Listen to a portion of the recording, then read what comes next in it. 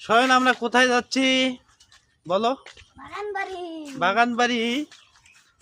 এই বাগানে অনেক ঠান্ডা, অনেক ভালো লাগলো। এখন বিকাল টাইম, আমরা এখন যাচ্ছি। সোহাগ, জি ভালো আছো? হ্যাঁ আছি। তাহলে বাগানে যে ঘুরলা কত সুন্দর লাগলো।